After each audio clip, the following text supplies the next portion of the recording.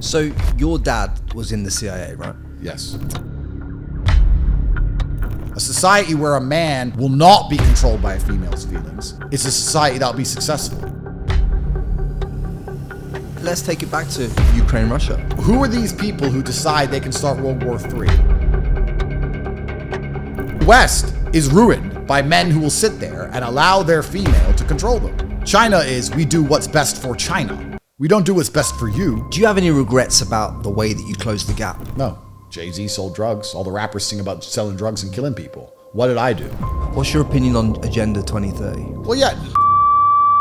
Now I meet 18-year-olds who are millionaires. And I'm like, how did you get rich? Oh, I'm a streamer. I'm a YouTuber. There's about 20 different ways an 18-year-old can get rich. When I was 18, you weren't rich. No one was rich. But if you were to go back and say, look, the life-changing money for me was made by, what, webcams? Yeah, but... When was the last time you cried? I don't cry very often. I cry with... AI, within 50 years, is going to be at a level where it can destroy humanity. When a man like that steps into your life and is in your life for 20, 30 years, they have a profound effect on you as a man. My trainer is probably the most important man who's alive, breathing in my life today. If you make people feel better, which is effectively what you do. This is what we do as a business. Yeah, you make people feel better. Good. Just do me a favor. Never remove anything negative about me. I like it. Women just run around, yeah, that one was raped, that one wasn't. I was with him for a year. We slept together 100 times, but 2 of them were raped. Like, none of this even makes sense. Whatever happened to your Bugatti watch? Did that get seized? No. So you still got that? Yes. What, in Romania right now? No comment.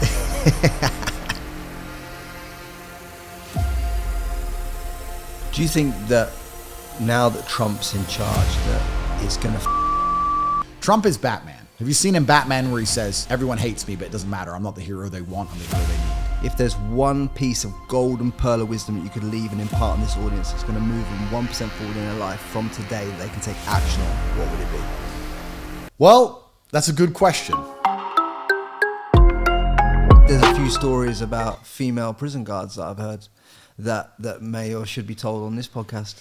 Can't tell on this podcast, friend. I have to escape the Romanian judicial system, and then that's actually... I will give you an insight. That is actually Tristan's story. Are you saying that female prison guards in Romanian prisons are not professionals? I'm saying that you have to talk to Tristan about whatever he was... Is Tristan saying that female prison guards... No, they're professional. They're very professional. Yeah, okay. Hyper-professional. Hyper-professional.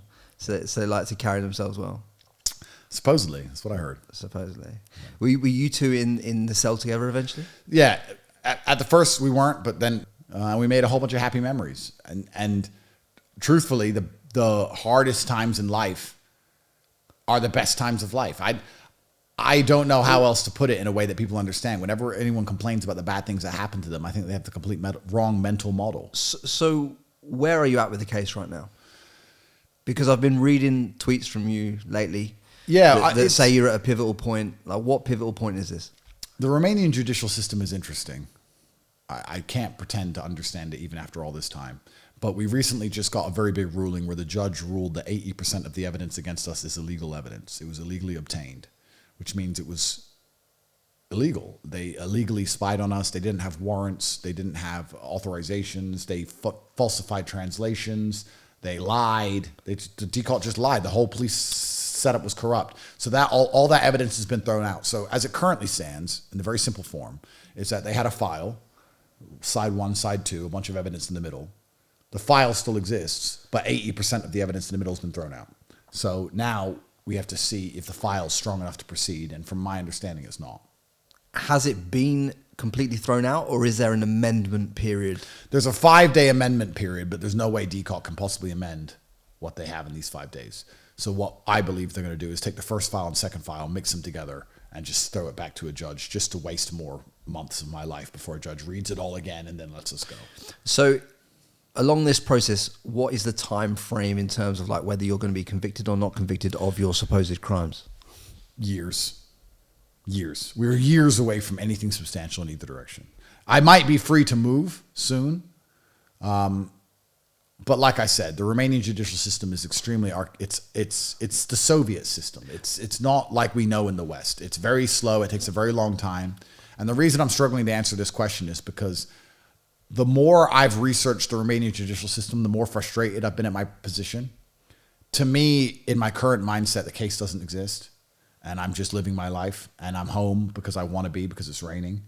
And I'm glad I got to go to jail and have a fantastic time with my brother. It's one of my happiest memories. It's not the worst home to be in either. No, yeah. And there is no case in my mind. And if the police come knock one day and say I have to go back to jail, then I get another fantastic holiday with my brother. And it's a very unique, interesting experience. Some people want to go see the Titanic in a tiny little shell, which gets crushed. And some people want to go climb mountains. And there's lots of people who do things which are very uncomfortable to enjoy the experience and talk about it. And I'm very prepared to go back to jail and enjoy the experience. There is no case. I'm totally emotionally over it. After 3 years, I don't have any emotional investment in it. I'm not excited. I'm not scared. I'm not happy. It doesn't matter if I get good news, bad news. None of it matters anymore. But if you looked at your balance sheet on your businesses, Yeah.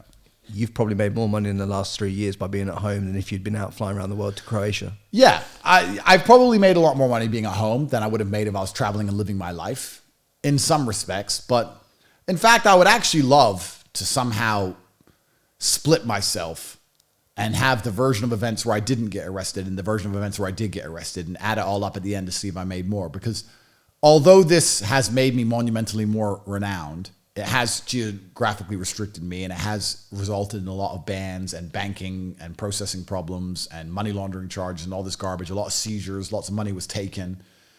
But it did make me more famous. So it's hard to compare the two and decide which one it would have actually been. If you were to put the financial loss and the seizures into a financial point of view, how much money are we talking? 200 million? Yeah, about that. About $200 million I've lost. In cars, assets? No, cars, assets, seizures, everything about 50, 60 million. But we lost payment processors. We lost banks. We had months where we weren't processing or taking any money for our companies. I've lost contracts. I've lost sponsorship deals. It's about 200 million. And what is your main businesses at the moment? The only businesses I mention online are my school, which is the real world, my university, and I also got the War Room, which is my private network. I think most people who have seen me mention my university before. We teach 18 modern wealth creation methods. So it's an online school that teaches people how to make money online specifically. So that's your front business, but are you still involved in like casinos and clubs and all that kind of stuff as well at the back end? So yeah, what I've had to do, because let's talk about this from a philosophical perspective. This garbage case was drummed up on me. I'm in Romania. It's very interesting. Before my case, if I would have said to you, the Romanian police stink this, you'd say the Romanian police. Everyone would roll their eyes. But after my case, they're like, well, the Romanian police. We all know what this is. So why did it happen to me? Well, what did we say earlier? It's very interesting. I like going back and checking my thinking. We said earlier that you can have a point of view and you have a triangle with 3 points and you have something in the middle and it looks different from every single perspective. We could talk about my case from a judicial perspective. Why do rich people catch cases in countries like Romania? We can talk about the fact that it is very common for people who are outlandishly wealthy in previously communist states to catch criminal cases. And it's a way to subjugate and satisfy those who are not wealthy, to show that being rich has a consequence, to avoid discontentment amongst the populace. We could talk about it from that perspective. Then we could talk about it from a philosophical perspective. Why did this case happen? Well, this case happened for me to learn things. Right? What did you learn? Well, there's some lessons for me to learn. Lesson one, which is a lesson that I observed, but I refused to learn, which is to be more careful what I say on the internet. But I refuse to learn that lesson. I see the lesson. The gold coin's been offered to me, but I've declined. But is that to do with ego? I think it's to do with simple risk reward. But I've decided that the consequences of talking on the internet are worth it. So I'm going to do it. Same as robbing a bank. But if another man was shown a lesson, Yeah. and you saw him in real life not following the lesson, from the content that I've seen of you over the last 5 years, I believe that you'd call him a fucking idiot. Well, it depends on the lesson. And it depends if he's prepared to take the consequences. If you're going to sit and feel sorry for yourself for the consequences of your own actions, and I'll call you an idiot. If you're going to make a conscious decision and live with the consequences like a man, I'll never call you an idiot. Right. If you're going to sit there and say, this may result in this, but I'm prepared for it, then go for it all day long. But you can't sit and say, oh my God, I don't know. Have you ever seen me on any podcast cry about going to jail? Have you seen me say that it's corrupt and it's not fair? I went to jail. I went to jail because I had a big mouth and I pissed off important people. Fine. I haven't stopped. I'll keep doing it. Put me back. Fine. I've made my choice. I've made my decision. I'm not crying about it. So your dad was in the CIA, right? Yes. And growing up, you're learning chess off your dad. He's teaching you about the CIA operations that maybe he may have been involved with. Yeah. Now, you and I both know the CIA like to control both sides of narratives geopolitically. Yeah. They own the good side of the argument and they own the bad side of the argument. Yeah. So people have got it in their heads that you could be, control opposition in this case. Interesting. So, what's your thesis on this? Are you controlled opposition? Because people are asking. Well, I see why some people may think that, I guess. I mean, it's pretty empty logic, though, because I think what I try and do is convince people to think for themselves as opposed to make them think anything at all. So from the masculine perspective, if you're control opposition, yeah, you've got a good narrative. But from the female perspective, if you're control opposition, you could potentially have a different perspective. Like in terms of women could be antagonized by you, for argument's sake. Yeah, but if I was controlled opposition, I don't think I would have gone to jail. That's one of the good things about my criminal case is that it's justified. Well, it'd be a great cover-up, wouldn't it? Well, it would, but I mean that's a pretty deep to the legitimacy levels. It's not normally how it works. But I like to think that I convince people to think for themselves as opposed to trying to make people think anything at all, and that's what they fear most. And people can come to their own conclusions. I'm sure there's fans of mine who believe all different types of things. I'm sure there's fans of mine who are a fan of mine for the mindset and the mentality of speaking their minds that have completely opposing viewpoints. Are you a reader? Read books? In jail. Outside of jail, I'm pretty busy. Have you read the 48 Laws of Power? I have read the 48 Laws of Power, yes. When I look at your rise to notoriety on the internet and how you've conducted yourself and controlled the narrative in certain respects and put yourself out there, I would say that you'd probably used a lot of the lessons within that book to create the cut through. Well, yeah, there's universal laws of power. There's universal laws of the universe. I mean, there's things which are just always objectively true. And even if you don't read that book, if you look at the most powerful people in the world or people who conduct themselves in a professional manner, they're going to be adhering to a lot of the laws and rules inside that book. There's some things that just are the way they are. Well, one of the things that I believe that you did, which was great for in terms of cut through, was you picked an enemy, right? You picked an enemy, aka did the enemy pick me? No. This is the thing. Did the enemy create me? Maybe I am the end result of their own hubris. Everything I said earlier in this podcast about equal and opposite forces, Newton said that. The smartest man in the world with the apple. Newton said there's equal and opposite force. The further you push left with your insanity, the harder you demonize men, the harder you try and force a false version of reality over everyone's eyes, the harder of a pushback you're going to get. That's reality. That's life. But you wouldn't have any ability to make content or have the opinions that you have without a common enemy in front of you. Correct. So they created me. If there was no enemy, what would I even be talking about? Yeah. Why would I sit here and be on a podcast saying women can't drive and everyone going, yep? It's not a podcast. It's not a podcast for me to say women should be focused on having children instead of being on Instagram. Yeah. If everyone sat there and said yes, it wouldn't be a podcast. But there's many enemies you could have picked. You picked the establishment. Are there? You picked the establishment. What's the other enemy? Oh, you could have picked smaller enemies, but you wanted to go big. Well, the establishment is all-encompassing. The establishment is all-encompassing because you can apply it to anything. I can sit here and talk about the Ukraine-Russia war and how the establishment is wrong. We could talk about the genocide in Gaza and how the establishment is wrong. We could talk about birth rates and how the establishment is wrong. We can talk about drug use and how the establishment is wrong. Well, let's take it back to Ukraine-Russia, because as I landed here the other day, the Ukraine have now got the rights, supposedly, because of the government over in the US, that they've just fired US-made rockets into Russia. Well, that just is very interesting, because to me that just highlights the fallacy of democracy, doesn't it? Because nobody in America wants that. Nobody in America wants that or voted for it. Nobody. So who are these people who decide they can start World War III? Because they're supposed to be democratically elected to represent their populations, but literally nobody wants it. Same in UK. Keir Starmer is the most hated prime minister in history. Nobody's giving him authorization to do anything. I wouldn't give him authorization to fucking drive a bus, let alone send Storm Shadow missiles into Russia. Guy's a dummy. I presume you know the actual truth behind the Southport murders. Well, supposedly he was the lawyer, no? So the Rwandan warlord whose son went into that school or that narrative and shot or stabbed or whatever he did murdered those people. The thesis is, cannot confirm or deny this, but the thesis is that he represented the dad and allowed him to seek asylum in the UK. That's right. Keir Starmer helped the father of the Southport killer who murdered 3 little girls stay in the UK. Why do we allow immigrants to stay in the UK at all? What's the typical excuse used by the people who advocate for their own population replacement? Do you know what it is? Go ahead. It's because we don't have enough people to do the job, so we don't have enough population. Yeah.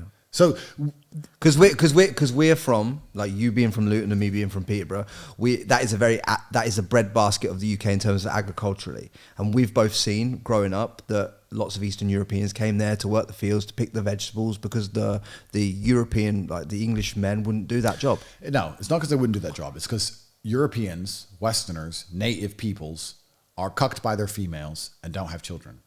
That's the bottom line that no one wants to say and is afraid to say. How are you tying that to that exactly? It's very easy.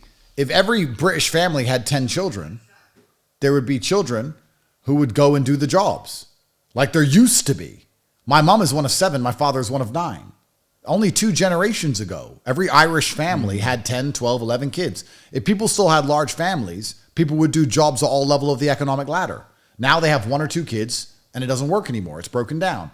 So the population replacement, the murder of 3 little girls, the loss of culture, the danger you see in society, the sad feeling you see to understand your country isn't yours anymore, is all tied back to one en masse. It's en masse, but it's tied back to female feelings, crybaby feelings. Oh, no, I only want 1 kid. We let women cuck. It's kind of interesting. The Western man has allowed females to cuck them into self-destruction.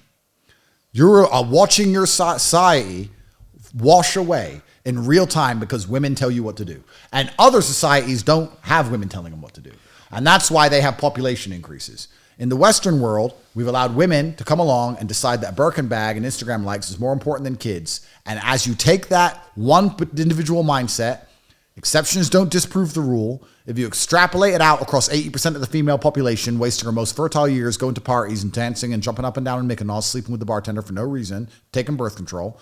When you do all of that, it ends up in the death of a society, in the death of a culture, which is now forced to import people who don't look the same, think the same, act the same, speak the same language, to watch itself self-immolate.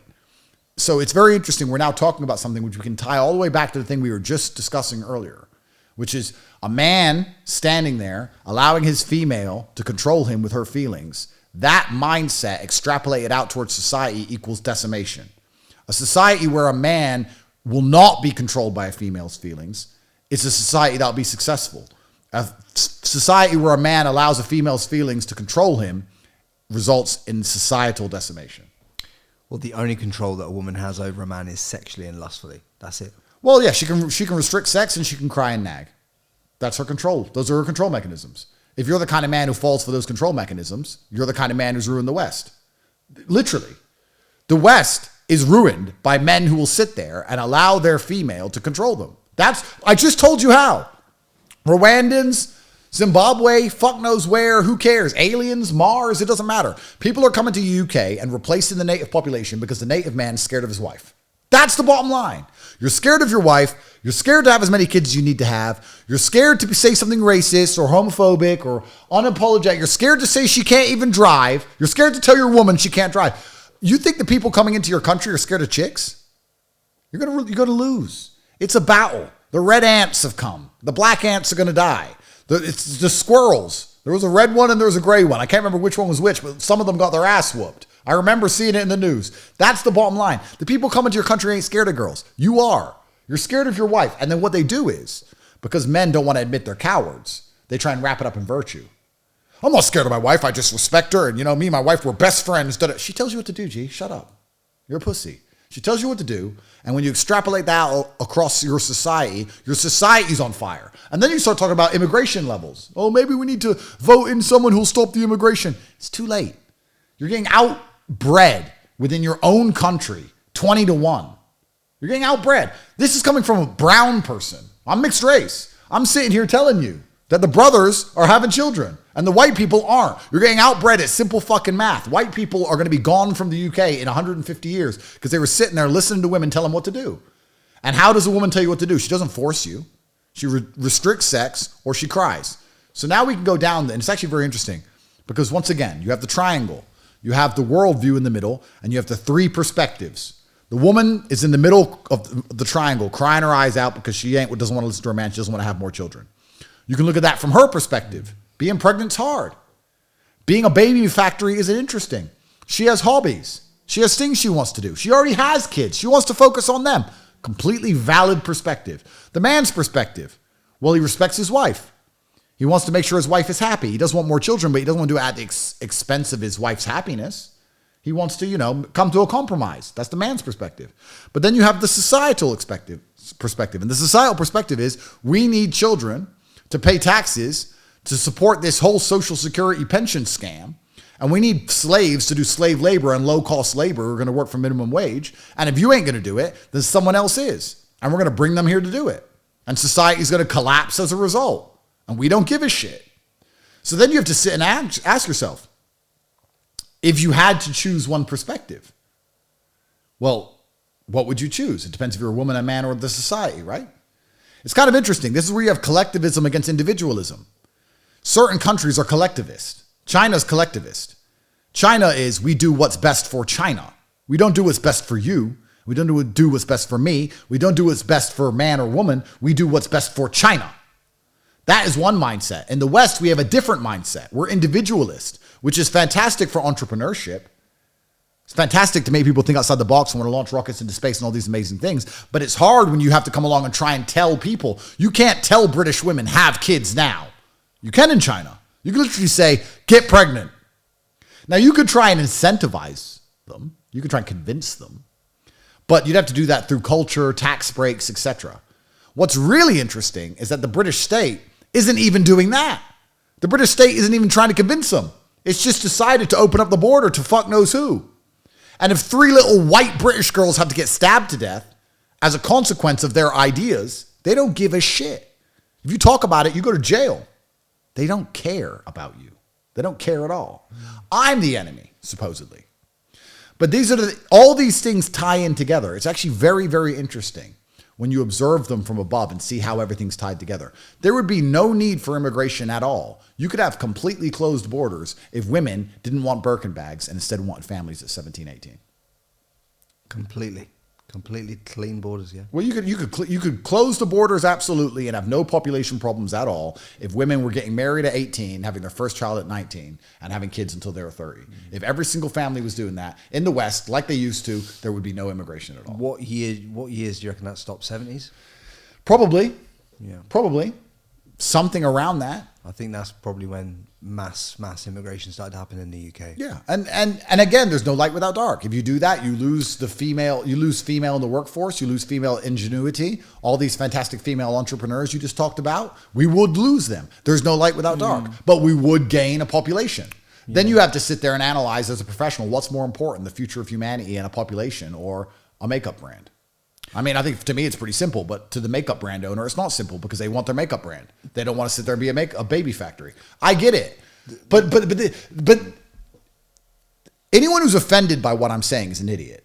Because if you can't discuss subjects like this without taking them personally, then you're a dumbass. So if you're watching this and you're a chick and you're upset by it, then you're an idiot. Because I'm just talking about things as a whole. I'm talking about geopolitics and culture as a whole.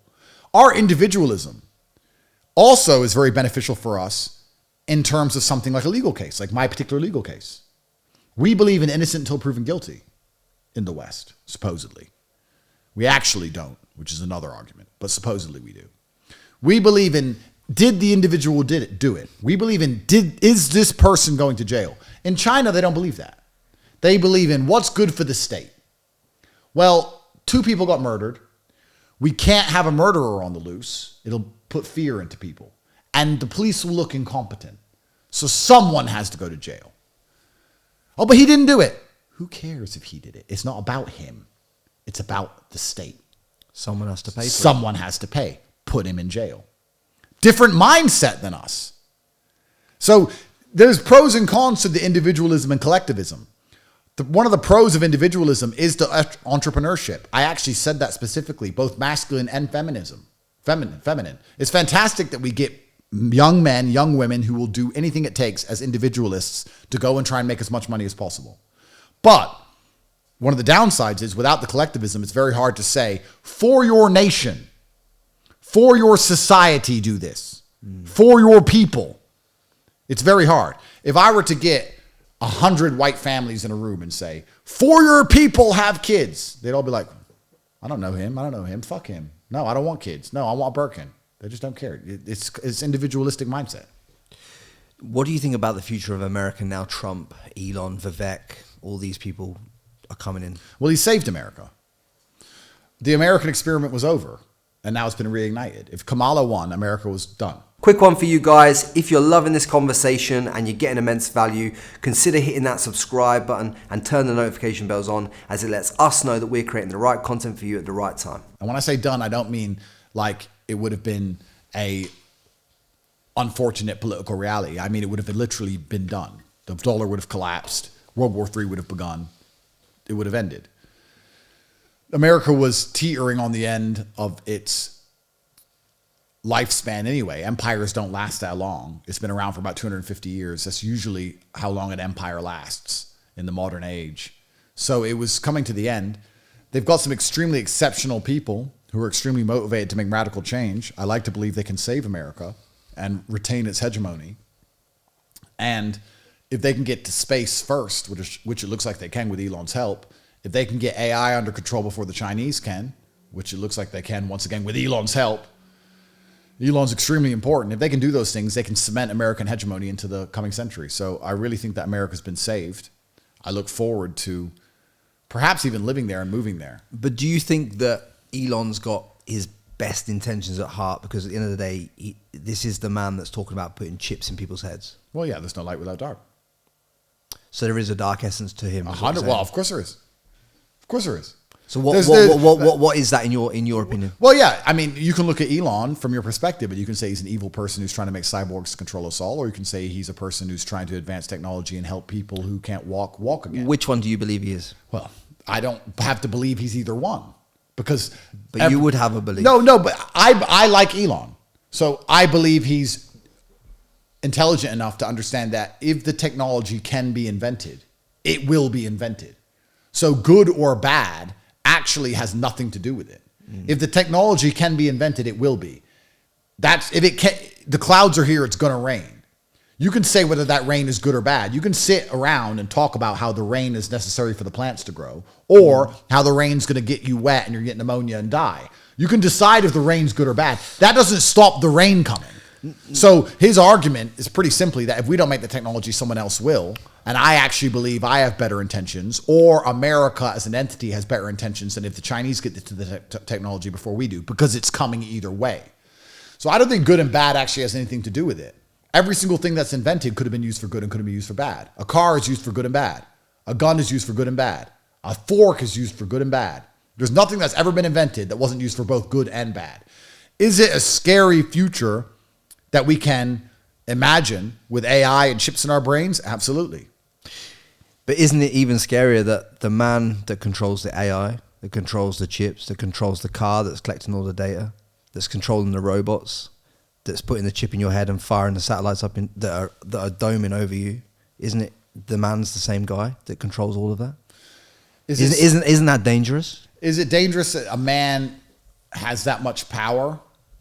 Isn't it more dangerous that we had people in charge of nuclear weapons who thought that women could be a man if they shave their head and take testosterone? Isn't it more dangerous that we had people thinking that if a man chopped his dick off, he became a girl? Isn't it more dangerous that we had people saying that a man can compete with a woman in sports without a biological advantage? Isn't that dangerous? I believe all those things are dangerous, but I still think it's imperatively dangerous that one man controls all those narratives. Okay, true.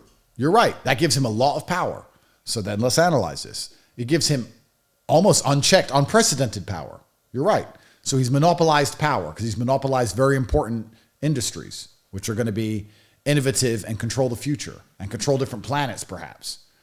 But how do you fix that?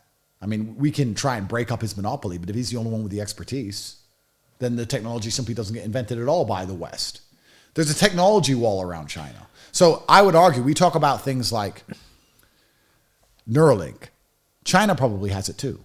It's just not on videos and no one talks about it. There's a technology wall. Truthfully, it's a technology race between the Chinese and the West. That's what's happening. But you've always said that you're a man of God, right? Correct. And in the Bible and in the Quran, it talks about, you know, people in sheep's clothing coming into this world, looking like a saint, but not being that way. I don't think he's a saint. I don't think he's a saint. What I'm saying is, if we prevent Elon from having a monopoly over industries that he's the most competent in, that he's the only person who can advance us as quickly as he's advancing us in, if we slow him down via regulation or we slow him down out of fear, it does not stop these things being made. Instead, they're going to be made by a different culture that we don't understand behind a technology wall, who might weaponize these things against us. AI, within 50 years, is going to be at a level where it can destroy humanity one way or another. Do we want Elon to make it or do we want the Chinese to make it? It's getting made. My argument would be, if I had to flip a coin, I would choose somebody who believes in Western ideals above somebody who has no interest in me or doesn't think like me or doesn't understand me when I talk. I think either of those parties having that monopoly of control is a dangerous... Oh, no. There's no doubt about that. The thing is, how do you stop it? Well, it's like an arms race. Yeah, it's an arms race. It's an arms race. Yeah. Like, nuclear weapons have been invented, so you can't make the other person uninvent them. All you can do is invent nuclear weapons back. How many years are we away, do you think, from, you know, every household having a robot in their house doing their daily tasks and all this kind of stuff, and people not being required for the manual jobs? Because I see with Amazon, they've got more robots now than people. Yeah, the scary thing about that is that people are going to have to find work to do. Because if you don't find work to do, you end up dead. Which is what these things that in the last few years, these population control mechanisms have been put in place for, right? Well, absolutely. They're trying to replace the workforce so they don't need the common man anymore. And once they don't need the common man, they become a useless eater. Yeah. And if you're a useless eater, if you're a person who needs to eat food, breathe oxygen, live somewhere, and you have a point of view, and you have an opinion, and you complain about the life you're living, and the government doesn't need you, you die. What's your opinion on Agenda 2030? I've only read part of it.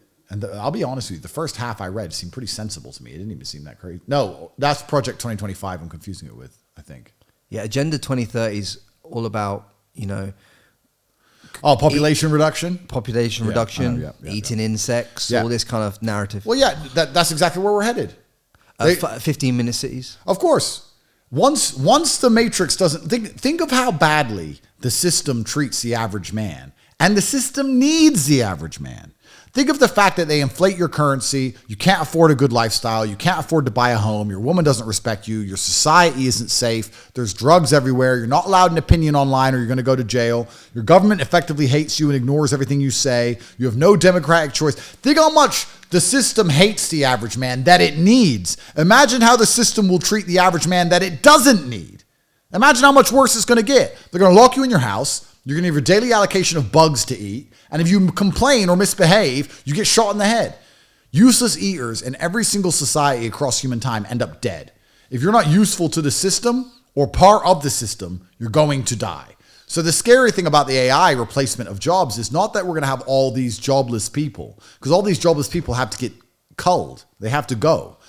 You have two choices. In fact, you have three choices in game theory. You either try and outcompete the machines, which is impossible. You pretend the machines are not going to replace you, which is a fallacy, or you learn to work with the machines so that you're useful to the Matrix. That's why I teach inside of my campus, inside of my school, The Real World. I teach AI. The reason we have the biggest AI campus online in any educational platform in the world is because I tell people you can't outperform machines, so get machines to work for you or learn how the machines work. That's the only way you're going to make money into the future. Last night, I did a stream where I was streaming, spending money on Solana coins, on Photon, messing around. I spent $1 million gambling on crypto coins. That's the world we live in now. The most engineering, most intelligent, most intellectual, most insightful members of the Western youth have no interest in building a real business and building a factory or going out there and becoming an engineer. They're just gambling on frog memes on the internet and stealing millions of dollars from people who don't understand how to adjust their slippage on Photon. That's the world now. Capitalism's effectively broken, and they're going to replace humans with machines to fix this. The problem is you're going to become a useless eater, and then you're going to go to the government and say, I have no purpose to serve you. Please give me a good life. You already have a purpose to serve. You are serving a purpose currently, which is paying tax and being a nurse, and they still won't give you a good life. Imagine how much worse it's going to get. Scary thing about AI is the people who are going to be in charge of the AI, which are the governments, and governments don't give a fuck about you. The system is evil. The only way you can get around it is to, one, be filthy rich and have capital like I do, because then you can own assets and buy influence. And two, learn how the AI machines work, like I do. I have a school specifically teaching it. But when I say to people, you can join the real world at realworld.com and learn how AI machines work for $49, they still won't join. They'll just sit there and wait to die. So then you go down the Darwinism path. If I'm telling you that you cannot replace or outcompete AI, the AI is coming to crush you, that I will teach you how to prevent that happening for less than the cost of a Pret, less than the cost of a lunch, and you still don't take action and you still don't join, isn't that Darwinism? Isn't that what I said at the beginning of this podcast? The universe gives everybody exactly what they deserve? Aren't the people who end up replaced by machines eating the bugs the people who deserve it because they simply didn't try when they had a chance? And the people who understood what was coming and saw the horde, the AI machines, the Terminators, and felt the appropriate fear, took action? Do you believe, though, that we're shown everything ahead of time in the movies that we're shown, right? You've seen that thesis, right? I've never seen that thesis, no.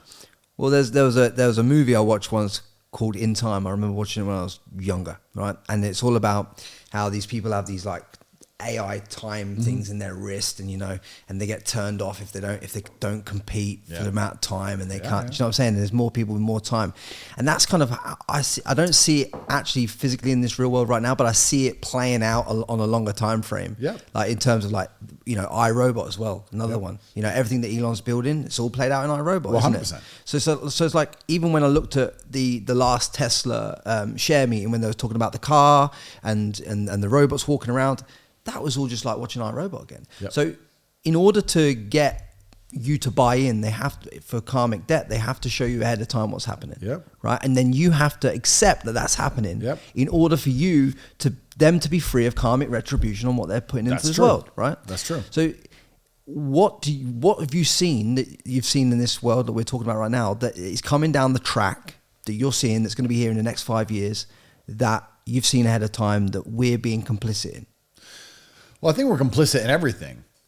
I actually like to believe the good guys are winning again, and that a lot of this insanity from the liberal left that was being pushed is going to be replaced. I like to believe the good guys are winning again. However, the AI argument is a very interesting one, and it's one that we can't escape. I know what you're saying about it being iRobot. You're right. It's just the future. You have to leverage yourself against that. You have to choose the battles you can win. I think every human does this instinctually. You have to look at the battlefield and decide which fights can you win, which fights can you not win. And if you can't win the fight, what's the best thing you can do? So can I win the fight against liberal insanity? I believe I can, which is why I talk against it. And the reason I believe I can is because I'm speaking to every person's base instincts. Even people who don't like me know that I am right. Reality proves me right in the end. I am talking biological realities against liberal insanities. I can win that. Can I outcompete AI and convince people not to use machines? No. So the only thing I can do is then learn how to use AI to benefit me also. That's the game. You have two choices when you look at a chessboard. You either change the rules of the game, like I tried to do when I'm competing against liberal insanity, or I accept the rules of the game, like I do with the AI argument, and say, what is the best move I can make within the confines? So if AI is coming for us, which it is, if AI is the future, which it is, if people will become useless eaters and be put into camps and be assassinated, which they will be, what is the best move I can possibly make within those confines, within that rule set? Well, I believe the best thing I can do is remain important, learn how to use AI, and become financially wealthy. So that's what I'm going to do. I really talk from a position of knowledge when I say that the wealthy banking industries and the wealthy banking cartels and families that own the world hate the average man. And I'll tell you why. Because I sit here right now as someone who came from a Luton council estate who's only been rich for 10 years, and I hate the average man. If you're the kind of person who's exceptionally hard on themselves and never misses an opportunity, it's very hard to feel sorry for people who miss every opportunity they're given. Over time, eventually, you're like, you were told, and you had chances, and you didn't act. And those people you don't feel sorry for. I'm talking about someone who's only been rich for 10 years. They're going to go, oh, it'll be fine. And they're going to lose their job in 3 years to AI. And they're going to be like, oh, what happened to me? I'm so unfortunate. You're not unfortunate. You were told. You were warned. You didn't take action. Refused to act. That's how I think. Imagine how a banking dynasty views the average man. They've been born into wealth. They've been wealthy since the 1700s. They've never even seen the average man. Imagine how little care they have for you. That's why they inflate your currency and leave you to live amongst poverty and drugs. That's why they don't give a fuck about you. Because truthfully, when you're at a high enough echelon, you're living in a reality that's so devoid. My echelon is based on competence, and it's based on being so brutally hard on myself that I can't have sympathy for people who are not hard on themselves. I believe that they have the lives they deserve because they haven't been prepared to suffer like I've suffered. If I was as lazy and incompetent as these people, I'd be like them. If someone said to me back when I was broke, you can learn how to make money online for $49 a month, I would have jumped at the chance. That's why I'm rich, because I'm that guy who takes every chance, who can't sit still when he's offered a chance. I must take it. These people, they're not triers. But what chance was offered to you? Well, this is exactly it. I didn't even have chances that good. I wish I did. I wish I had a billionaire sitting on the internet explaining to me how the world worked and telling me I'll teach you how to make money for $49. I would have done anything for that. But I've never had that chance. I had to work them all out myself, take huge monumental risk, do the nearly impossible to escape. But it's easier now. I'm answering your question because it's easier to get rich now than it's ever been. But when did you first come across that webcam business which allowed you to make your initial money? Well, that's the thing that's so interesting, because back then the idea of making money on the internet was alien to most of humanity. Now everyone understands you can make money online. And I've talked about the webcam company at length, and the reason I'm not avoiding talking about it, I'll talk about it, no problem. But back then, the chances and choices for making money online were so few and far between. Now I meet 18-year-olds who are millionaires. And I'm like, how did you get rich? Oh, I'm a streamer. I'm a YouTuber. I made money on crypto. I have a drop shipping website. There's about 20 different ways an 18-year-old can get rich. When I was 18, you weren't rich. No one was rich. How can you be a rich 18-year-old self-made? You can't run a company. No one's going to respect you. You can't own a factory. You're 18. Everyone was broke. Now you have children rich. This podcast is sponsored by ContentRemoval.com. If you're looking to remove any images, videos, search results, fake accounts, or anything else online, go to ContentRemoval.com. We've looked after everybody from the likes of Alex Hormozy, Kayla Racines, Tammy Hembrow, to a whole host of other brands and celebrities that you know and love. And we'd love to help you with your issues online. So if you have any issues online and you want to get in touch with us, click the link below this video and go to ContentRemoval.com. I have kids inside of my school, inside the real world, who are 16, who have 7 or 8 AI machines working for them, posting on Twitter all day, pretending to be a real person, selling products that they make money from.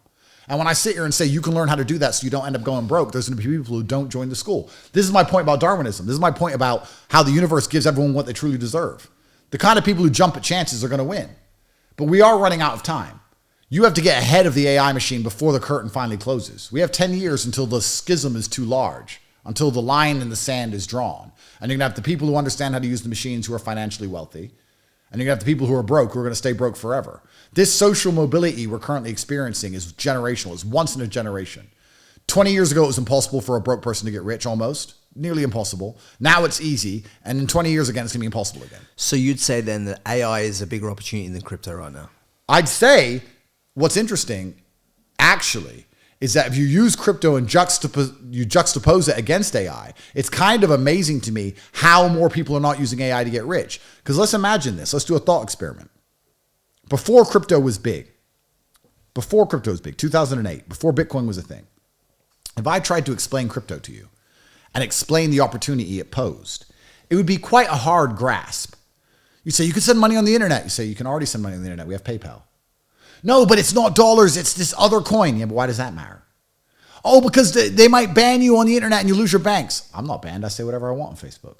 Like, it would have been hard to convince someone about crypto, Ethereum, wallets, cryptography, all of these things, central banking, gold. You have to talk about the gold-backed dollar and how it's now the fiat dollar, and Bretton Woods and Reagan and economics and inflation and the global reserve currency. You have to know so much to understand Bitcoin. To try and convince that to somebody back in 2008 would have been hard. Whereas AI is an easy sell. Everybody here at home understands what AI is going to do. Everybody. And if you look at how crypto's taken over the world, which is 1,000 times more complicated to understand than AI, imagine how AI is going to affect the world. There's not a single person who can intelligently argue to me that AI is not going to come along and change our lives. You could have argued to me in 2008 that crypto won't change a thing, that crypto doesn't matter. And look what happened. Now Bitcoin's 100,000. AI is going to be even bigger. You actually predicted 88K years ago, actually. I saw that you did. Yeah. And then when it hit 88K the other day, I noticed that you were the one back in the day saying when it was at 19K, I think you predicted 88K. Yeah. It's a clip out there. I've seen it. It was, and no one thought it was going to hit 88K when you predicted it. That's right. So I do caveat you for that. Thank you. But this goes back into my mentality about the kind of person who takes risks and takes action. So then people will say to me, this is what's so amazing. People will say to me, oh, how do you have all these big addies? How do you have $100 million of cars? You're so lucky. It's not luck. It's never been luck. I've been the person who took action. And if I were to tell you right now what action to take, you won't do it. So I'm not going to feel sorry for you when you fail. I'm not going to feel sorry for losers. But if you were to go back and say, look, the life-changing money for me was made by what? Webcams? Webcam made me some money at the beginning. But it gave you your step, right? It gave me a step up. It gave you your initial step where you went from driving the BMW to being able to drive the Ferraris and stuff like that. Was managing women online, selling content and stuff like that. Yeah. That is what gave you your access to this. Yeah. So and whether that was right or wrong, that's another discussion. But at the end of the day, right? You took that opportunity to create your access, and what you're encouraging everyone to do that listens to this is to find what option they can have to close that gap and to take that fucking action. Absolutely. I'm encouraging everybody who's watching this to understand that time is running out, that AI is going to come, the schism is going to be too large to jump over, that social mobility is something that is not going to last forever, that we're in a unique period of human time. And if you don't want to listen to me, if you don't want to join the real world for $49 a month, then find something else to do, but do something. Do you have any regrets about the way that you closed the gap? No. Absolutely none. Zero. Because what did I do? I helped women optimize their platforms on a website. I mean, I lived in Luton. I lived around people who were selling drugs. Jay-Z sold drugs. All the rappers sing about selling drugs and killing people. What did I do? Girls were already on the internet talking to men like they are right now on Twitch, on Kick, on all the streaming platforms in the world. They're all sitting there in a skimpy little top talking to men. And because I had better technical knowledge than them, and because I was pretty organized, could organize their accounts, I said, I'll make sure that your taxes are paid, and I'll optimize your HTML profile. Does that make me a bad person? I mean, some people will say it does. And I could sit here and argue, once again, from all the different positions. What did I say about the triangle? We can sit here and talk about, are webcams bad for society? Well, yeah. I mean, you could argue that pornography is bad for society. You can also argue that the girls who worked for me saved men from suicide by just remembering their birthdays and talking to them for 12 hours when their family abandoned them. There's good and bad on all sides. The girls who worked for me became very rich. I became rich. They became rich. They saved a man from suicide, but perhaps it's bad for society as a whole to have all these young, pretty girls talking to men on the internet. They're all different perspectives. I saw an opportunity. I took it. I've taken 1,000 opportunities in my life. Every single time I saw a chance, I took it. When I saw a girl doing webcam and she said, I can't work out how to make my profile higher on the page. If it's higher on the page, I make more money. I said, I'll make your profile higher on the page. You do the webcam, we'll split some money. I've done that. I haven't hurt anybody. None of these girls have ever talked against me. My current criminal case has nothing to do with any of those girls. All of those girls are defending me. I have no negative connotations or negative memories with any of these women. What did I do? I turned women into millionaires. If you go work at McDonald's as a woman, do they make you a millionaire? Or do they take 99% of the money you take through the till? What did I do? So there's people who can sit and morally grandstand. There's people who can sit there and say, what Andrew did is wrong. But those are people who are just addicted to porn. The people who stand online and talk about how I'm a bad person for what I did are the same person who will consume pornography. If it's so bad, why do you consume it? These girls and me wouldn't have had a business if you weren't watching it.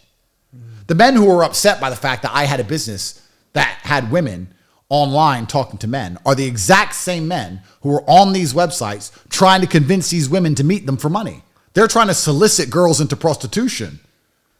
And they're saying I'm the bad guy for setting up their HTML profiles. It's all false virtue. It's asinine. It's garbage. When anyone complains about the fact that I had a webcam business, if they've ever watched porn ever, which they have, they're full of shit. All these people are full of shit, and they're just morally grandstanding because they're insignificant and poor. I see it from both sides of the perspective because my business is contentremoval.com. So we remove online content for celebrities, brands. We look after a lot of OnlyFans models. This is my business, right? Okay, I've been involved in this game since 2017. So family offices, everyone in between, right? Yep.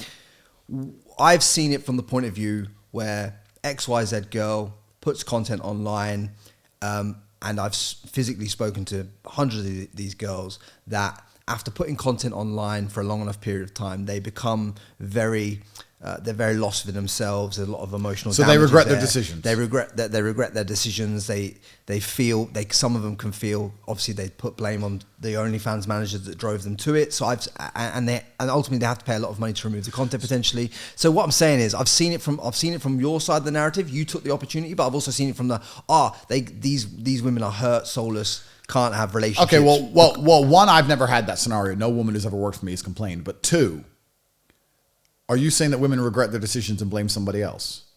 Because if that's what you're saying, that's extremely misogynistic. And a misogynistic person would say they do that with everything, not just a career choice. They do that with nearly every decision a female ever makes. She blames somebody else for, and that she doesn't want to take responsibility for. In fact, a misogynistic person would say that there's memes on the internet about women not taking accountability for their own decisions. If you're telling me that a woman started an OnlyFans, made enough money to buy a big fat BMW and a big house, made loads of money, got rich, spent the money, had a great time, and then as time went on, grew older and she couldn't sell anymore, and then got annoyed and then wanted it all to go away and then blamed somebody else for it. That's a very interesting conversation. But truthfully, we have to make a decision now as a society. And the decision is this. If we live in a patriarchal society where men are in charge and women need to obey their husbands or their fathers, then we can sit and say women can't make their own decisions. So we have to protect them. Women are not smart enough to make their own decisions because every decision they make, they were tricked into. Therefore, as their father/husband, I am responsible for their decisions. Or do we live in a society like the current one where we say women are just as smart as men and they're sovereign individuals and they can make their own choices? If that's the case, you cannot have it both ways where women make their own choices, make their own decisions, live their own lives, and the second they regret something, they retrospectively go back and remove consent for the decision that they made. That is bullshit. I'm telling you that is a bullshit version of reality where women are going to sit and say, I did it all, but now Mia Khalifa just did it. She slept with 1,000 men and tried to blame her boss. It's bullshit. Now, I'm not even in that scenario because all the women who work for me are thankful and they're millionaires and they've retired and they've all defended me in this case. I'm just talking as a professional. If a woman's going to do something and make a bunch of money and then complain later and say that she was tricked, let me ask you, if a man said that to you, I did this and I made all this money, but now I regret it. I think he fooled me. Would you feel sorry for him or would you think he's a dickhead? Be honest. I think a man's responsibility is always everything's. All right, so you'd say well, you're an idiot. It was your choice. Yeah. Right? But do you think men and women are equal? In what sense? No, are men and women equal? Are men smarter than women? You're putting me in that position. Well, the position is very simple. You either believe men are better than women, and that's why you hold men more accountable, or you believe men and women are equal, and you hold women to the same accountability you hold men.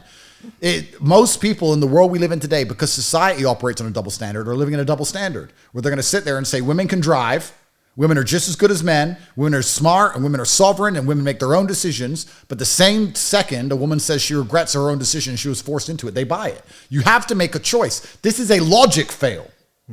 This is a logic fail. And I'm not talking about this because it's OnlyFans. I don't give a shit about OnlyFans. I'm just sitting here saying that if a woman makes a decision as an adult, it's her decision because I respect women. What I'm actually saying is I respect women enough to say that she made the choice. What you're trying to say is you can't have it both ways. So you can't say that you want to have the responsibility and want to have all this other stuff and want to have all these choices, but then not say that you're responsible for taking part in OnlyFans. Well, 100% you can't. You can't say, I want to make my own decisions. I want to make my own choices. I decide my body, my choice. I decide who I date. I decide if I have kids. I decide where I go. I decide my worldview. I decide everything. I'm as smart as man. In fact, I'm smarter than men. Men are stupid. Men are trash. We don't need men. Feminism, girl power. We can beat men up. We're stronger than men. Oh my God, a man told me to do something and I did it because he has magical powers over my brain and I'm an idiot. None of this makes even logical sense. But here's where we have to draw the line, right, Andrew? Because let's just say I've talked to 100 women on this topic. I've talked to a lot more, but let's just say it's 100. Yep. Let's just put it as 100. Let's just say 10 of them come to me with that argument, right? At least one of the 10, well, so let's just say 7 of the 10 it was their choice. They made the wrong choice. It's their fault. They've got to live with it. We can agree on that, right? But what about the 3 of the 10 that were, say, coerced into doing it or forced into doing it? Or there have to be women inside the 100 that were forced into doing it, right? Well, coercion is very subjective. So coercion is going to be a hard one to answer. Forced, 100% is wrong. But forced is beaten up and put on a camera. So forced we can agree on. Any man who forces a woman is a bad man. What I'm saying is, out of the 100, let's just say the numbers are 100. No, I know what you're saying. What I'm saying is that when you use a word like coercion and you're asking me a question, for me to be a professional, we need to quantify coercion. That's what I'm saying. Is it coercion to say to a woman, you can make a whole bunch of money on OnlyFans. I'll make sure you make a whole bunch of money. I'll help you make a whole bunch of money. I know how to make you famous and rich. Is that coercion? But I'm not saying you specifically. I'm not talking about me. I'm talking about the narrative. I'm not talking about me. I'm not talking about me. I'm asking for you to quantify coercion. Coercion is them saying, hey, I was forced to do this against my will. Okay. Forced. All these words you're using are buzzwords that females use to remove accountability. I'm asking you to quantify them. How were they forced against their will? Were they beaten up? Was a gun to their head? I don't know. I don't press down that narrative. All right. Well, I assume a gun wasn't to their head because it's hard to do OnlyFans at knife point. So I assume that they were forced via coercion. I'm asking, what is coercion? Is coercion saying you'll get rich and famous, I'll help you? Is that coercion? On your narrative, yeah, I understand. It's not about my narrative. It's not about me. It's not about my case. I'm innocent of my case. My case is about to be thrown out. I'm asking, is that coercion? Because women will use words like force and coercion, and unless you pressure them and put down as a professional, what does that mean? Because what they'll say is, oh, I was coerced because he suggested it. Oh, that's coercion. So if I say to you, we should do heroin, did I coerce you to do heroin? If you take heroin and become a junkie, is it my fault? Should I go to jail? Am I responsible for the fact that I mentioned heroin around you and you did heroin? So another thought experiment. How does a traditional job make you go and work? Because they don't force you. If you work at McDonald's, do they come and pick you up at knife point? Do they force you? No, but they convince you. They coerce you. But you know how coercion happens in that scenario. The coercion happens because you've got the mortgage, you've got the family. That's the coercion in that. So you're saying that McDonald's coerces people to work there. It says that if you come and give up your life, you can get a meager wage and stand here and get £8 an hour. And they coerce you with a meager wage and a uniform, but the guarantee is that the wage will arrive on time. So McDonald's coerces people to go to work. So what does coercion even mean? What I'm saying is that certain words, buzzwords, can be used and weaponized by females to destroy accountability. And as soon as you apply it to the sex industry, betas and white knights will jump to the defense because they don't want to think logically. I'm saying that because I treat men and women equally, because I am actually not a misogynist and I respect women, I'm saying that if a man sat to me and said I was forced to do something, I would expect knife point or gun. What do you mean forced? Yeah. If he said, oh, he suggested it, but I did it, I'd say, well, then you're a fucking idiot. And because I hold men and women in the same regard, because I am not a misogynist, it would be foolish of me to not hold the same standards for women. You're sitting there saying that women were forced and coerced. And I'm potentially. And I'm asking you to ask those women how they were forced and coerced. Because if you push down on the issue and you're not afraid to say what the truth is of what you think, you will see that nobody forced them to do anything. Yeah. And they weren't coerced into anything. You're saying that's their creative narrative. Well, absolutely it is. How do you force someone to make OnlyFans? How was Mia Khalifa forced? Is there no one that you know that's ever been forced in the sex industry to do the things that they've done? Well, I think the thing that's interesting is that you said that men are completely responsible for all the good and bad things that happen to them. But it seems like you don't believe the same for women, which makes you a misogynist. Do you look down? A misogynist in what respect? Do you look down on women? No. Okay, so they're responsible for everything good and bad that happens to them, no? Obviously they are. Oh, there you go. That's your answer. So I'm saying that if Mia Khalifa wants to go and sleep with 1,000 men, for her to blame her male boss or the porn producer or any man she can point her fingers at and say it has nothing to do with her when she was running around spreading her legs, I think it's bullshit. I personally think that's bullshit. So men and women then on this planet should both have full responsibility for any actions that they take. Well, here's the interesting conversation.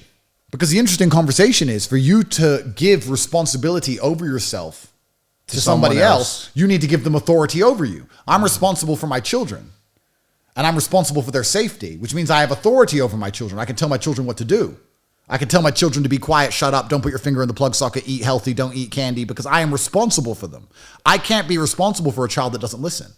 So as a woman, perhaps you can make a choice, or a man. You can decide that you don't want to be responsible for your own life, But to do that, you then have to hand your authority to someone else. Traditionally, before feminism, a woman would hand authority to her husband so she wasn't responsible for herself. If you're not going to hand authority to somebody, or you can't find somebody you trust enough to give authority to, then you can't hand a responsibility to anyone else. So what I'm saying is, if you're a woman and you don't want to be responsible for all your own choices, you need to hand authority to somebody you trust. You can't go through life and say, I'm autonomous. Nobody has authority over me. I don't listen to no man. And then blame men when something happens that you decided to do. But you got to understand, Andrew, as a business, when someone's coming to you as a client, it's not up to us to have the opinion on whether they're right or they're wrong. No, you take their money. We do business, we take their money and we remove content. That's what we do. That's fine. As a business, my personal opinion is like everyone's responsible for the actions that they take in the world. I understand. I understand that. But as a business, when they're telling their own narrative, we've just got to listen. I completely understand all of that. What I'm saying is, coerced is an overused and misunderstood word. Force is not even true. These are all subjective things that there's no true measurement of. Here's the thing that's so interesting. We can't measure everything. Coerced is almost immeasurable. I was coerced. Why? Well, he suggested it. Well, why did you listen to a suggestion? Well, I respected him, and he paid the rent. So you had no choice. Well, I did have a choice. I could have left. Gone where? Where I had nowhere to go. Where's the line? It's all subjective. Where is the line? Well, this is it. It's different every fucking time. It's different in every single scenario. But if you had to put it... I can't. You can't just draw a line. But this is my exact point. My point is that as a society as a whole, we need to make a choice. Let's do this. Are women individualistic? Are women autonomous? Are women making their own decisions? Or are women listening to their fathers? Because if we choose fathers, all of these porn stars go away. If we choose individuals, then all of the coercion goes away. Let's make a choice and let's just end it. That's the bottom line. If we're going to live in between the two parallels, if we're going to have red and green on top of each other, we're going to have nothing but a mess and court cases. That's why women now accuse men of rape. Women find a famous man, they have sex with him, they then want money, he doesn't give them money, so they retrospectively remove consent and say, I was raped. Why were you raped? Well, I was drunk. Yeah, but you said yes. Yeah, but I was drunk. So everything is yes and no on top of each other. It's like Schrodinger's cat, and they can choose to yes or choose to no depending what mood they're in. If you're going to allow objective reality between a positive and a negative to be deduced by female emotions, you're going to live in chaos. That's what we live in. Women just run around, yeah, that one was raped, that one wasn't. I was with him for a year, we slept together 100 times, but 2 of them were rape. Like, none of this even makes sense. And nobody's sitting here saying this is illogical. We're all going, oh, okay, let's go to court. How much money is wasted on court cases? This is crazy. Women are either equal to men in all regards and make their own decisions, or they're not and they should listen to their fathers.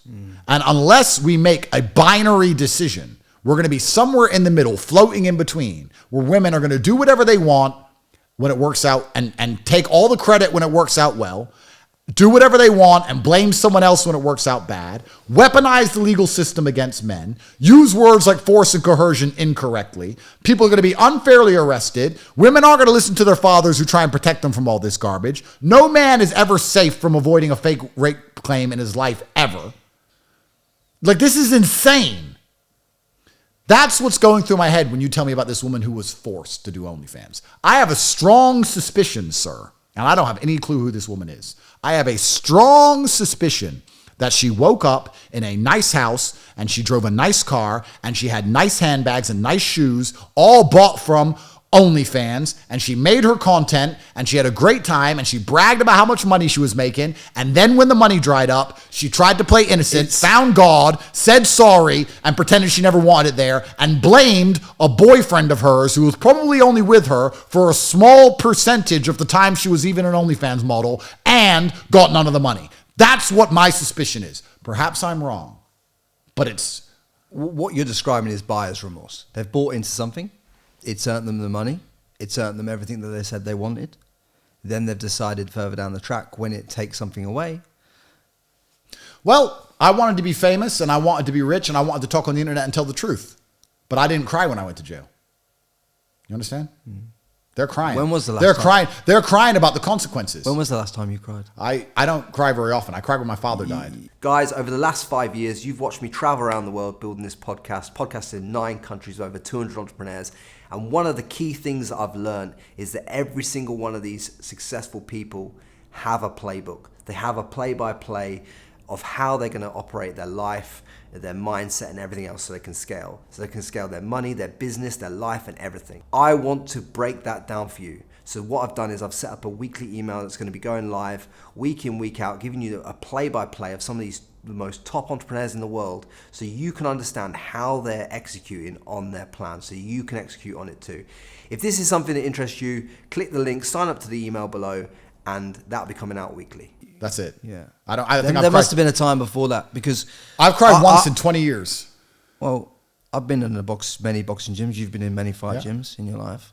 Are you telling me that the first time you got punched square in the face, that your eyes didn't water a little bit? Oh no, but that's not crying. That's not crying, but it's still of course, tears, no, right? my eyes have watered. There's been tears running, but crying is a very conscious act that I haven't done in a very long time because I'm not saying I'm a tough guy. It's just not something that comes to me naturally. If you've got any connection to your trainer in the same way that I know that I've had to my trainers in the past in the boxing gyms, and I know my friends have, I think you'd shed a tear when they died. Oh, 100%. But luckily he's alive. Yeah. For now. But 100% I would. Yeah. 100%. But how much does he mean to you as a man? Because obviously as a boxing trainer or a kickboxing trainer, when a man like that steps into your life and is in your life for 20, 30 years, they have a profound effect on you as a man. You know what's so interesting? Because this almost applies exactly to what we were just saying. If a boxer loses, he changes camp, right? He changes trainer sometimes. I mean, his trainer... So that's a case-by-case scenario. All right, well then...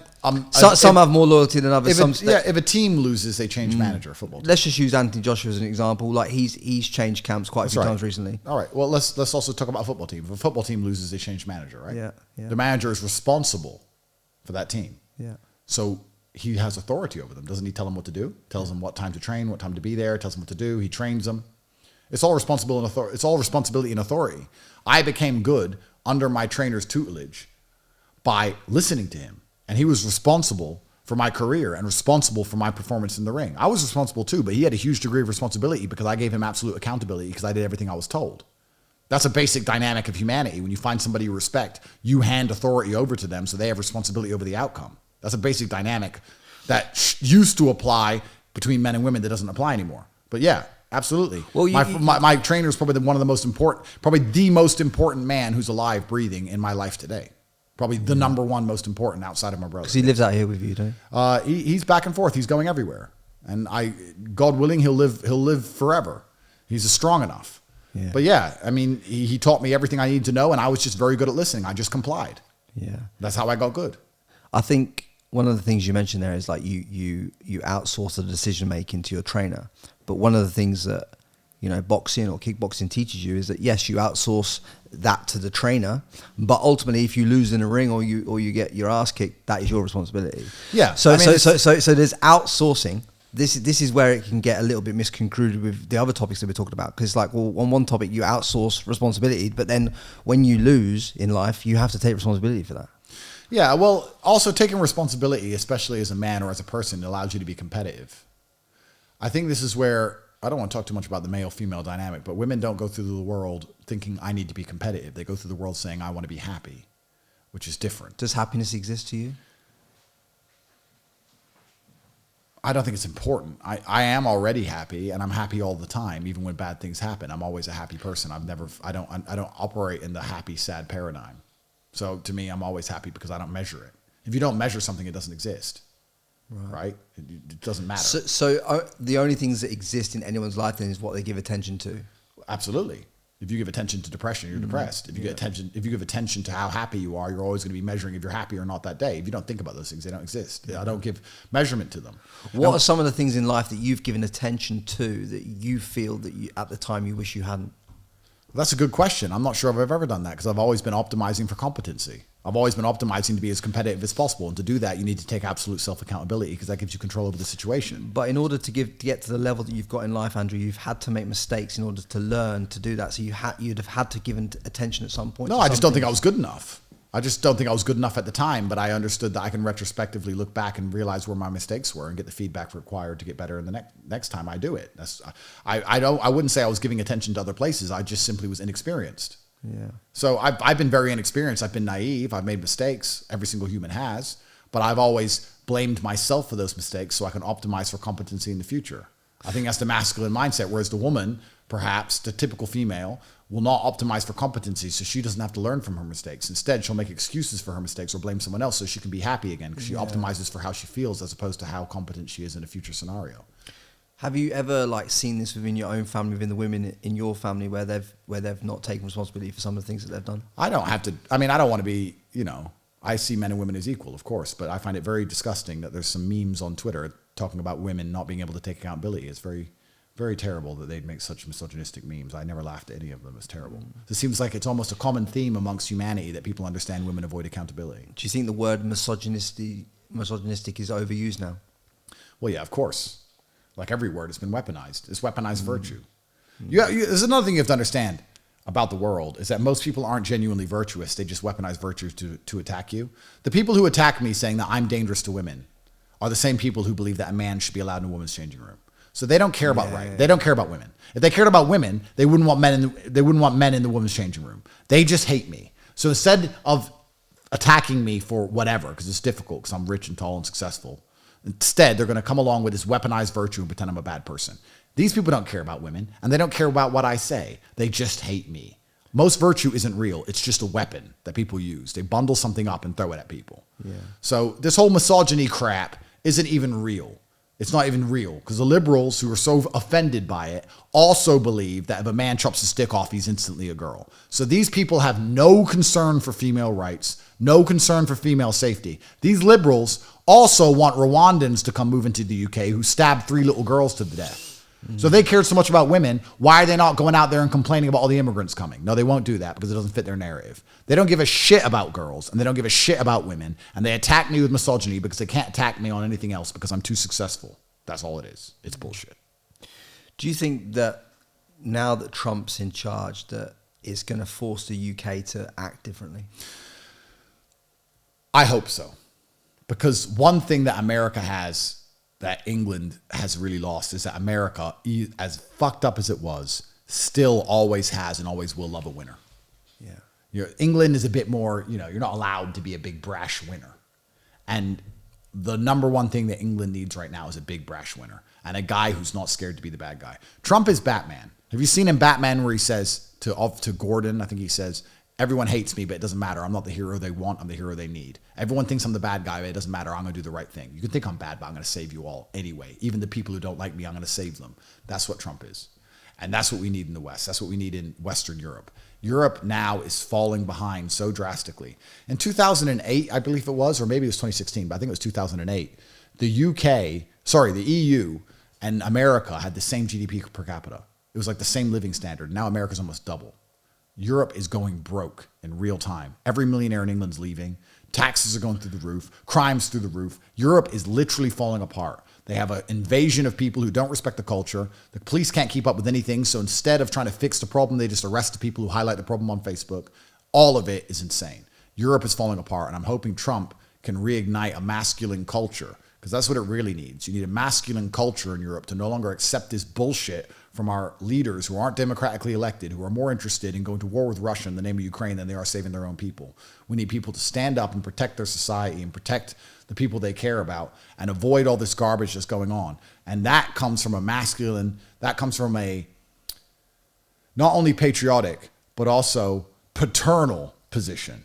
We need men to be men again. And Trump, even though he's the leader of another country, can inspire men to be men. And that might be enough to save the UK. Well, even some of the things that he's brought in straight away is like, he's saying about, bringing Christianity and the Bibles back into schools so that they've got some morals in there. He's talking about, protecting the borders, deporting people that are there illegally, everything that the UK should potentially do as well. No, of course, but the UK is just weak, and the current leader of the UK is obviously a loser. I'm going to catch a case in the UK for saying this, but he's a fuck up. Nobody likes him, and he's two-tiered, and he hates his native people and hates the native populations and treats them differently than he does the immigrants. No matter where anyone is in the world right now, where would you be telling everybody to look in terms of if they have the ability to move locations right now to increase their money making abilities, their life, everything else? Yeah, it's a boring answer, but it's simple. There's only one possible choice, which is the Middle East. I think the Middle East is going to be in charge of now that America's back, things have changed. Before Trump won, I would say the Middle East owns the next 50 years before China. Now America's back. Perhaps things will be different. And the money-making potential in America is nearly unmatched. It's unprecedented. So it's either America or it's Dubai. America, because it's such a large economy and there's so much money and there's so much wealth there, you can sell trash in America. You can't sell trash in Europe. You can invent bullshit in America. You can invent a cup that has 2 handles and you can put it on the news. You put it on the TV. Buy the 2-handled cup for $9.99. And then people get rich off nothing. Watch Dragon's Den. And then watch Shark Tank. Watch the American version. You'll be amazed the fucking trash Americans buy. So America allows you to get rich like that. But the Middle East is unparalleled for safety and the fact there's 0% tax. I mean, the fact you can walk around safely at night, wear $1 million watch, have no problems, no struggle, and never pay taxes is pretty hard to beat for a Western nation. Whatever happened to your Bugatti watch? Did that get seized? No. So you still got that? Yes. What, in Romania right now? No comment. No, I like that watch. I hope that one didn't get the taken. day I'm back in the Bugatti, I'll be wearing it. Yeah. You're savouring that day, yeah? Getting there, little by little. So how many years off do you reckon it is? Like really? Like if you're gonna submise. I think within 4 or 5 months I'll be traveling, but I think the case will continue, but I'll be allowed to travel, but I think the case will be running for another 2 or 3 years. So what will be the requirements then of you then? So that you're saying that you get released from house arrest and you'll be able to travel around the world and you just have to come back at certain points in time? Yeah, I'll be on bail. I'll have to probably come back once a week or something. I'll have to fly back every week. It'd be an inconvenience, but doable. Yeah, and when that time comes, how are you going to live abroad for 3 months a year? Or I really don't have many plans. I'm not sure. I'm going to take it as it comes and see and decide when it comes around. I'm not really sure yet. I'm enjoying each day as they appear. I'm glad to be breathing, and I don't really have any grand plans. After 3 years, you'd think I'd plan all this in my head with what I really want to do. Not really. I have lots of work to do between now and then. It comes when it comes, and I have lots to do every day. I have training to do. I have work to do, and I'm just going to focus on the things I can get done. What are some of the things you've learned around people in your life when it comes to this time that you've experienced? I mean, you must have cut some people out of your life and seen some things in life that showed you the other side of people that you didn't like. I don't think I learned anything new. I think it confirms things you already know about people. Is that people are the majority of people in your life are self-interested, which is fine. That's not a bad thing, by the way. Is that inherently all people? Well, life is a value exchange. This idea that you should love people unconditionally or care about people unconditionally is a fallacy. You'll see people talk about this all the time. I'd love you if you were broke. No, you wouldn't. Your woman will say to you, I'd love you if you were broke. It's comfortable to believe she would. If you became broke and it was no fault of your own and you were trying to get rich again, then of course she'd stay by you. But if you lost all your money and refused to work and you gambled it all away and became a drug addict and sat on the couch and got fat, she'd leave you. Because her love for you is conditional and it's based on the fact that you can provide and protect her. Everything in life is conditional. When you go to jail or go through a bad circumstance, perhaps you can't give people what you were previously giving. And everything is a value exchange. So what you really learn about people is who you have tolerance and leeway with, who will remember the value you previously gave them long enough for you to then restore the value you're giving again. It's like a power outage before the power comes back on. Some people have shorter fuses than others. Some girls will stop talking to you after a week of jail. Some will wait 5 years. But eventually it's the same. Everything in life is a value exchange. So you have to understand that, especially as a man, because if you're a big man in people's lives, you're giving more than receiving. You give things. Important big men give things to all the people around them much more than they receive from anybody. So I think that's what you learn. But I already knew all of this. There's a lot of people who believe that love and friendship and all these things are unconditional, but that's bullshit. And it's always been bullshit. They're all conditional. Life is conditional. Breathing is conditional. Like everything is conditional. Like living is conditional. Your heart beating is conditional. If you don't eat food, your heart stops beating. There's conditions to everything. Women will say, would you love me no matter what? And the answer to that is no. If you stabbed my dog and set my mom on fire and chopped one of your tits off and then tried to kill me in the middle of the night, I wouldn't love you. No. You mean to tell me that someone could stab G out there? Nah, he's built different. He's built different. Yeah, but it's an example. So all this unconditional mindset isn't real. Everything in life is conditional. When you go to jail, the conditions change. And you have to see who's going to stick around for the conditions or who believe the conditions will go back. Maybe some girls don't believe you'll ever get out. It's all conditional. That's how life works. I wasn't personally offended by anyone I lost. I may have been surprised by a few, but I'm not offended by these things. I understand how the world functions. I've heard through the grapevine, through Yusuf actually, that you and Tristan are buying some new Jaguars. Oh, bro. Go woke, go broke. I don't know. It's really amazing to me. I don't know who incentivizes these companies. I can guess. We can guess it's Global Homo behind the big banks. I don't know if Jaguar had to do this to get a financial payout. I don't know who came along with the money and made them do this, but it's not to sell cars. This is, once again, like the Netflix show. The Netflix show is not constructed to entertain you. It's constructed to psyop you. This advertisement was not constructed to sell cars. It was constructed to psyop you. And what they're trying to do is make everything ugly beautiful. They're trying to invert reality. That objective beauty has to be ignored.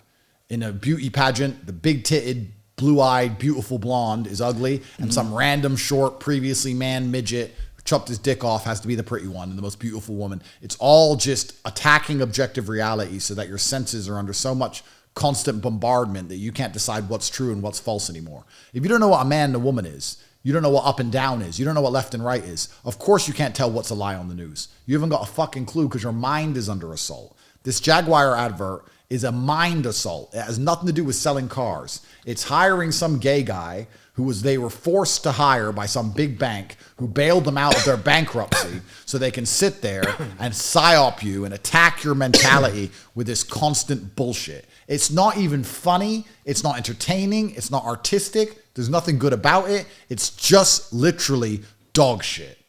And it's done purposefully.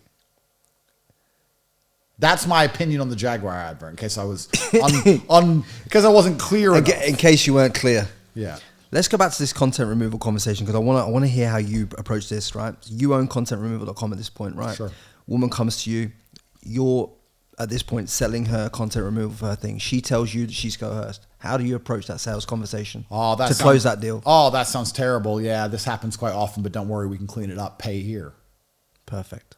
That's exactly what I do. That's what we do. Yeah, that's your job. I mean, that's the business. Yeah, that's the business. You can't. I wouldn't be like, listen, bitch, you weren't coerced into nothing. Leave the video up. I mean, no, I get it. I get it. Sometimes it doesn't pay to have deep opinions like we were talking about, is what I'm saying. Well, yeah, it depends on the scenario, of course. I mean, I get it. Because you speak often about being a professional, and I have to be a professional in those scenarios. That's right. It's the triangle, and it's the triangle. I have to understand what narrative and what position I have to play at that point. Bro, I absolutely understand it. I absolutely understand. That's the way the world works. Yeah. So you understand why we can't. Listen, let me give you another narrative. If you make people feel better, which is effectively what you do. This is what we do as a business. Yeah. You make people feel better. Good. I'm glad you do what you do. If you just make these girls feel better, good. I'm not a spiteful person.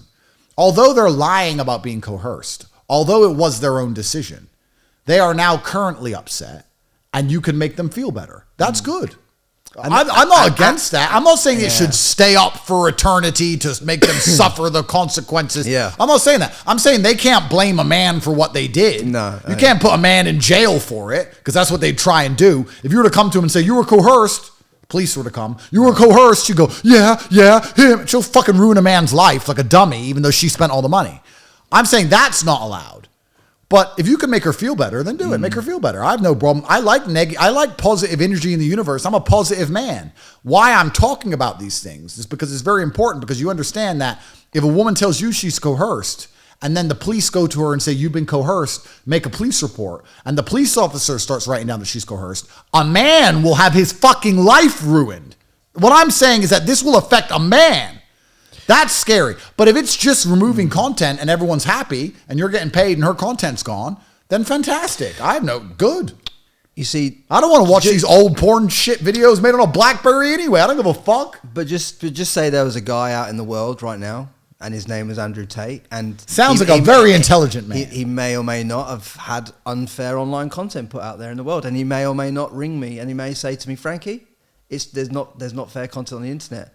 Yeah. What, you know, it's not for me at that point to say to that man. Absolutely, it's not. You know, absolutely, it's not. It's your fault. You're the. Absolutely, it's not. That's you not don't want to hear that. That's not. No, that's not your job. It's not your business model. I was only highlighting it because I was highlighting how dangerous it is for a society to have the mentality where accountability and responsibility are not linked. No. I was not talking about it from your business perspective. Yeah. From your business perspective, you should agree with everything and just take the money. I agree. I understand how you were talking about it. I just wanted the audience to understand how us as a business and my opinion in that specific narrative can't change on that call. Just do me a favor. Never remove anything negative about me. I like it. Leave it all up. Yeah. Leave every single thing, every bad thing I've ever said, all the people who hate me, leave it all, please. I know you got these magical internet powers, but I want you to leave all my shit up there because I love it. I think I enjoy it.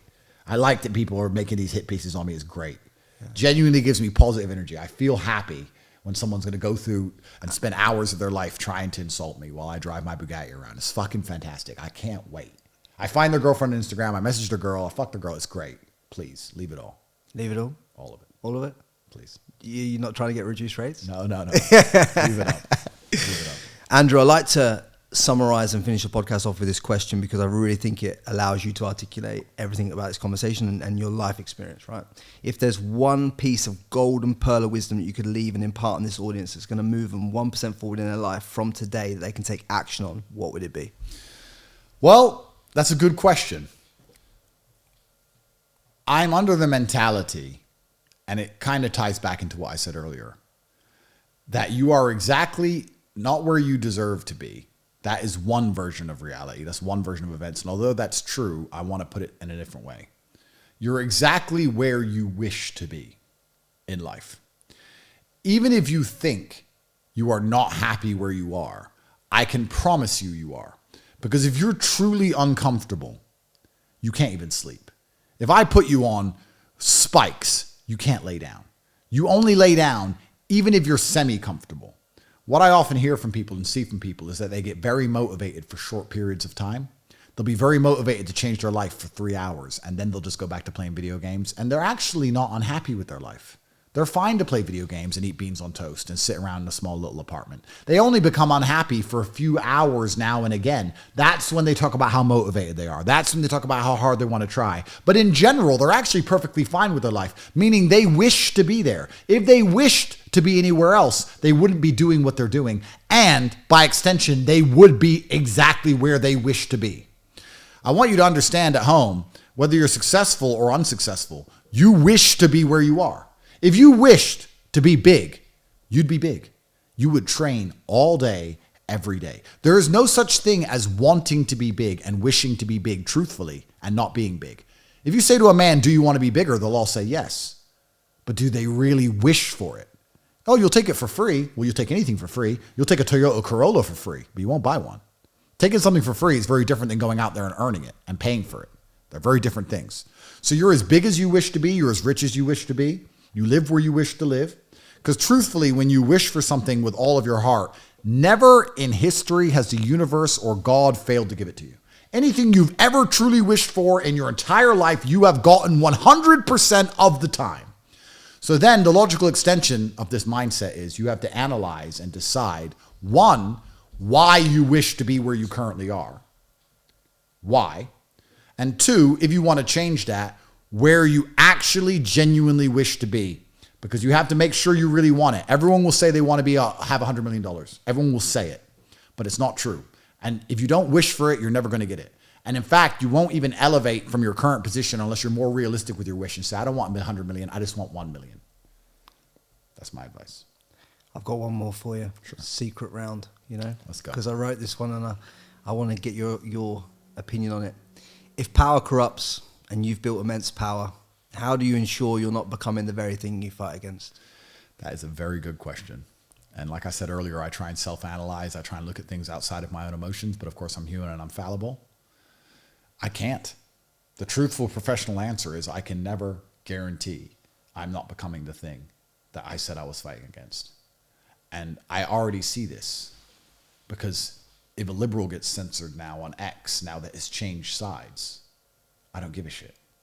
So much for free speech, huh? Remember when I was Mr. Free Speech? Why are they censoring me? Free speech. But now when a liberal dickhead gets censored, I don't care. Just like liberals never cared when I got censored. Maybe things will continue to go my way and everyone will have my opinion and anyone who disagrees with me will get blocked. Will I give a shit? Truthfully? Probably not. Maybe I might pretend to give a shit, but not enough to do anything about it. I don't think I can.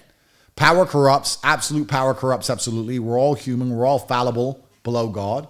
All we can do is do our very best. I like to believe I am more reflective and introspective than most people because I spend a lot of time analyzing myself because that's my entire brand and ethos of life. So I can sit here and say that although I make the same mistakes most people make, I like to believe I make them less than others, but I still make them.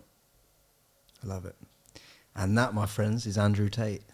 Thanks, friend. Thank you very much for coming on. Cheers. And guys, do me a solid favor, subscribe to this on all the platforms. I appreciate all of you listening, and much love. Guys, I hope you got value from this podcast. And if you did, hit that subscribe button and turn the bell notifications on. But guys, I've got these videos here that will take you to a whole new level as well. So don't sleep on these.